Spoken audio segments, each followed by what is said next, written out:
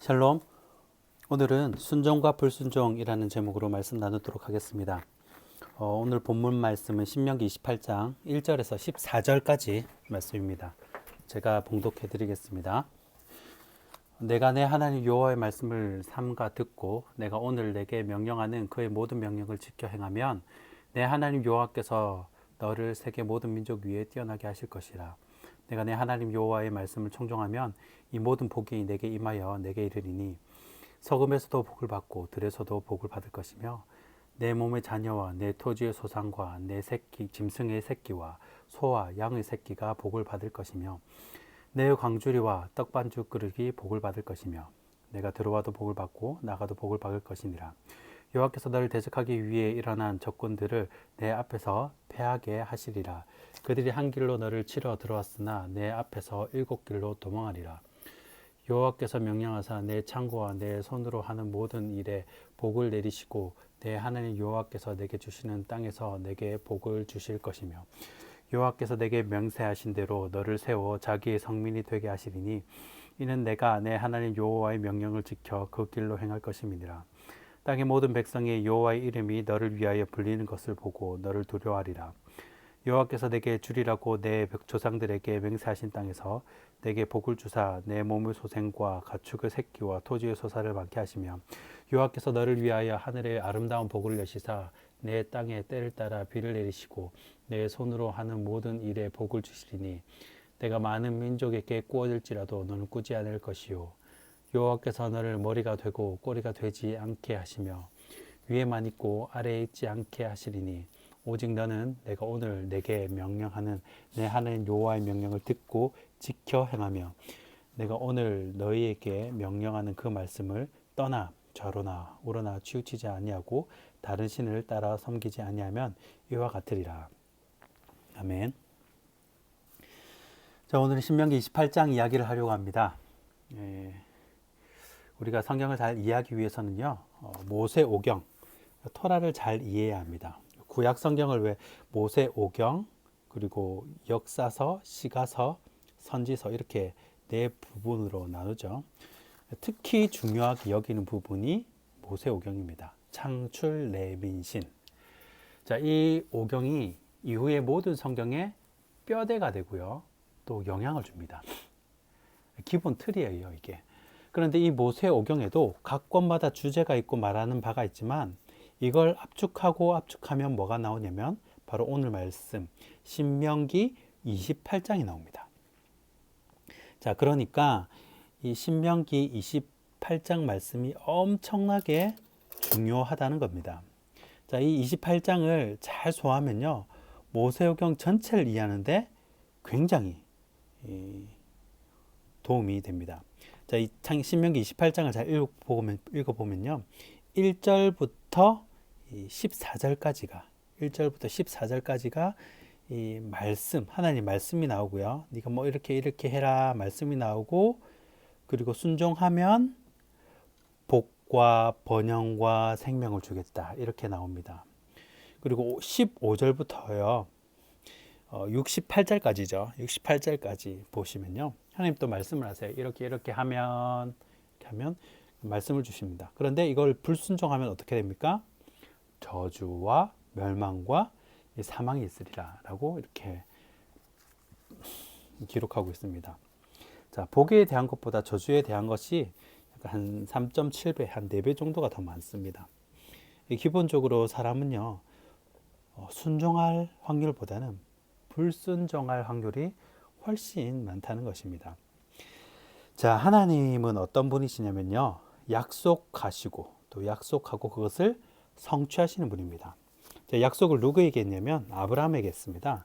창세기 15장에서 이 아브라함에게 뭐를 준다고 약속을 했냐면 자손과 땅과 큰 재물을 준다고 그렇게 약속을 했습니다. 자, 이걸 성취한 사람이 누구냐? 바로 여호수아입니다. 이것이 바로 약속과 성취입니다. 그런데 그 사이에 뭐가 있냐면 바로 중간 시대가 있습니다. 이 중간 시대를 뭐라고 하냐면 이걸 광야라 하기도 하고 고난이라 표현하기도 하고 훈련이라 표현하기도 합니다. 자, 예를 들어서 하나님께서 저에게 장진성 목사에게 꿈을 보여줬다, 비전을 보여줬다라고 생각해 봅시다. 진성아, 너에게 앞으로 수많은 영혼을 맡기겠다. 이 민족의, 전 세계의 영혼 구원을 위해 애써달라 하고 큰 교회를 보여주었다고 생각을 해봅시다. 자, 이런 꿈을 받았다면요, 이 꿈을 성취할 때까지, 그 꿈을 꾸었다고 바로 이루어지는 게 아니라 그 꿈이 이루어질 때까지, 성취될 때까지 중간 시대가 있습니다. 자, 이 중간 시대가 뭐냐? 바로 훈련 기간이라는 겁니다. 자, 이 틀을 이해하시고요. 제가 이제 여호수아를 한번 예를 들어 보겠습니다. 자, 처음에 모세가요, 모압 평지에서 죽고 여호수아가 그 다음에 지도자가 됩니다. 자, 여기서 잘 보십시오. 여호수아서 1장 1절 초반에 보면요, 이렇게 나옵니다. 여호와의 종 모세가 죽은 후에, 이렇게 기록되어 있어요. 자, 이게 무슨 말일까요? 이 말은 바로 국가적인 위기가 왔다는 겁니다. 왜요? 모세가 누굽니까? 이스라엘에서 가장 위대한 하나님의 종입니다. 그런데 죽었어요. 위기가 온 겁니다. 여러분, 위기는 곧 무엇입니까? 기회입니다. 그렇게 위대한 지도자가 죽었으니까 여러분, 이스라엘 백성들이 난리가 났겠죠. 수근수근대고 불안할 겁니다. 옆에 나라가 쳐들어오진 않을까, 모든 것이 마비가 됐겠죠. 자, 그런데 그런 상황에서 그 지도권이 누구에게 넘어갔냐? 바로 여호수아에게 넘어갔습니다. 그런데 하나님이 여호수아에게 율법책을 떠나지 말라는 말씀을 계속해서 강조를 합니다. 한마디로 말씀과 순종을 계속 강조를 합니다. 그리고 하나님은 무엇을 약속하냐? 바로 여호수아에게 함께한다. 내가 너와 함께한다. 임마누엘 하나님 약속을 하는 겁니다. 그리고 뭐라고 그럽니까? 두려워하지 말라라고 하는 겁니다. 왜요? 함께 하니까. 자, 우리는 당연히 하나님의 명령이니까 그렇게 하겠지라고 하지만, 여러분, 사실 이 당시 사람들은요, 누가 명령하는 겁니까? 누가? 바로 여호수아가, 사람이 명령하는 겁니다. 여호수아가. 자, 이 여호수아가 그 요단강을 처음 건너잖아요. 그리고 뭐라 그러냐면 그 언약궤를 들고 그대로 그냥 들어가라고 이야기를 하는 겁니다. 자, 우리는 성경을 쭉 읽으면서 모세가 명령을 하네, 그리고 사람들이 그냥 순종을 해야지, 이렇게 생각을 하지만, 같이 동역하는 그 사역하는 제사장들 입장에서는 좀 굉장히 또 마음에 불안함과 또 그런 불만들이 있었을 수 있었겠다라는 생각이 듭니다. 왜냐하면요, 그래도 이전 리더였던 모세는요, 일단 홍해를 갈라놓고 건너가라 그랬어요. 그런데 이번에 새로 부임한 이 새로운 여호수아는 요단강 물을 그대로 넘치는데도, 흐르고 있는데도 그냥 들어가라는 겁니다. 제사장들 입장에서는 굉장히 곤란했겠죠. 그런데 제사장들은 토 하나 달지 않고 순종을 했고 요단강이 갈라지는 기적을 맛보았습니다. 자, 이번에는요, 여호수아가 이제 지도자가 되고 첫 번째 여리고성 앞에 도착을 했습니다. 그리고 기도를 했죠. 기도를 하는데 또 황당한 말을 여호수아가 합니다. 뭐라고 하냐면요, 자, 이 여리고성을 13바퀴 돌라라는 겁니다. 어떤 무기를 가져오라든지 지하 땅굴을 빠라든지 아니면 토담을 쌓으라든지 그런 것이 아니라 그냥 성 주위를 돌라라고만 해요. 자, 그런데 이스라엘 백성들은요, 이 여호수아의 명령에 토 하나 달지 않고 그대로 순종했고 또 기적을 맛보았습니다. 자, 이러한 배경에서 전쟁을 치러 갑니다. 가나안으로 치러 가요. 첫 번째 요단강 건넜죠. 또 두 번째 여리고성 기도했는데 납득할 수 없는 명령을 내리죠. 그런데 또 무너지고. 자, 이게 지금 무슨 얘기를 하고 있냐면요, 여호수아는요, 아이성 전투 외에는 한 번도 진 적이 없거든요. 자, 여호수아가 기도하고 또 기도했던 하나님께서 말씀하시죠. 명령하십니다. 여호수아를 통해서요. 명령을 주셨는데 이게 참 현실성 없는, 전혀 상황을 고려하지 않은 상식 밖의 명령들이었어요. 이 당시 사람들의 이성으로는 이해가 안 되는 겁니다. 여러분, 그 물이 철철 흐르는 그 요단강을 그냥 건너라고요. 또 여리고성 그냥 13바퀴 돈다고 뭐 무너집니까? 그렇지 않겠죠. 그런데 여호수아의 말에 이스라엘 백성들은 그대로 순종을 합니다. 그리고 그 순종했더니 무엇을 경험합니까? 무엇을 맛봅니까? 바로 기적을 맛보게 됩니다. 자, 여기서 궁금한 점이 있는데요. 이스라엘 백성들이 이 여호수아의 명령에 어떻게 그렇게 순종할 수 있을까? 여러분, 이스라엘 백성 하면 불평꾼, 불만꾼 그런 이미지가 떠오르지 않습니까? 모세에게 광야 오는 내내 얼마나 많이 말을 입을 대고 불평을 하고 얼마나 힘들었습니까? 그런데 여호수아가 지도자가 되고 가나안에 들어오는데 다 순종을 합니다. 불평 하나 없어요.